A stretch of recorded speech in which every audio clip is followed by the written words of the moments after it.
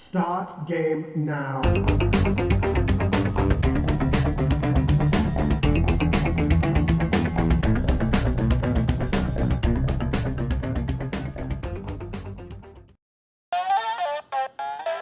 Welcome, retro fans, to another edition of the NoSwear Gamer. The Mappy diorama is back because we're going to do another Namco game, and that game is Dig Dug for your Atari 7800 Pro system.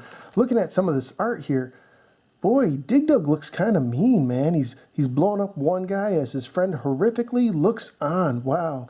Well, nonetheless, let's go ahead and pop Dig Dug into our Atari 7800 Pro system and find out if this arcade classic holds up or not. Let's go to the game.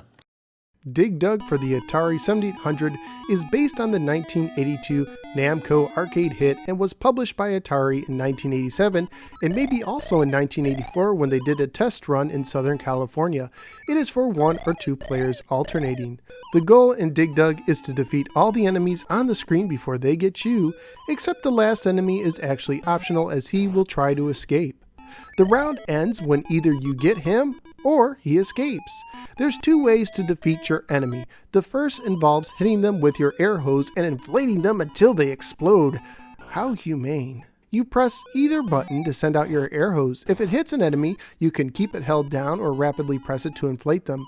Personally, I didn't find any real big difference in this version between the two. It might just be me, so I just stuck to letting the air pump itself.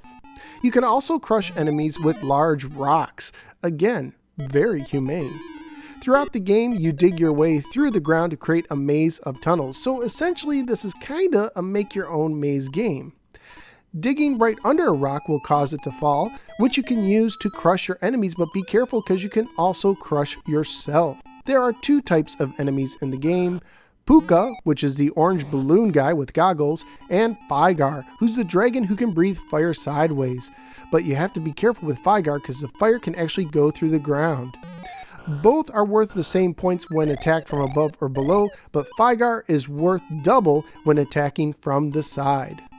You also get more points for the deeper in the level you are when you defeat them. So if you defeat them closer to the bottom, you'll get more points than if you defeat them at the top of the screen. Crushing them with rocks will get you the most points, especially if you can get more than one at the same time. Now, after you drop 2 rocks, a bonus will appear in the middle of the screen worth various amounts of points. Usually it's a fruit or vegetable, but if you're better than I am, you might see the spaceship from the arcade game Galaxian. You get a free guy once you hit 20,000 points, 50,000 points, and every 50,000 points after that. There are 2 levels in this game, either beginning or regular. Here's a little quick trivia for you. Dig Dug's ex-wife starred in the Japanese game Baraduka, and his son is the star of the Mr. Driller series. Mr. Driller was originally called Dig Dug 3. Graphically speaking, while it's not arcade perfect, I think it did a really good job of capturing the look of the game, and I say the same goes for the sound as well. The music fits it very well as it starts and stops throughout the game as you move, and I really dig how that works. Get it? Dig Dug? Never mind. And most would say this is a family-friendly game, but then exploding your enemies might be a little disturbing to some. However, I do have this theory. You see, occasionally the enemies will turn into ghosts and float through the rocks, so maybe they're dead after all. Maybe they're nothing more than ghosts, and you're basically a little underground ghostbuster. Just a thought. On eBay, loose copies go for $6 to $7. That includes your shipping. Complete copies were going for about $10, and new copies were also going for about $10. So would I recommend Dig Dug if you have an Atari 7800? Yes, absolutely. It's not arcade perfect, but it's still a blast to play. So where am I going to rank this game? Well, at the very top, I have Ninja Golf, and I enjoy Ninja Golf better than a round of Dig Dug. But at number 2, I have Centipede, and this is just my preference. I'm more of a Dig Dug guy than Centipede, so Dig Dug's going to become my new number 2 game.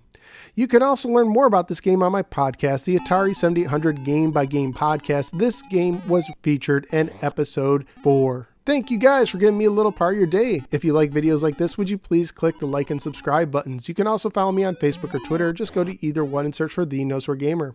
Thanks again, and I look forward to seeing you next time right here on the next episode of The NoSwear Gamer. Take care, everybody, and watch out for flying air hoses.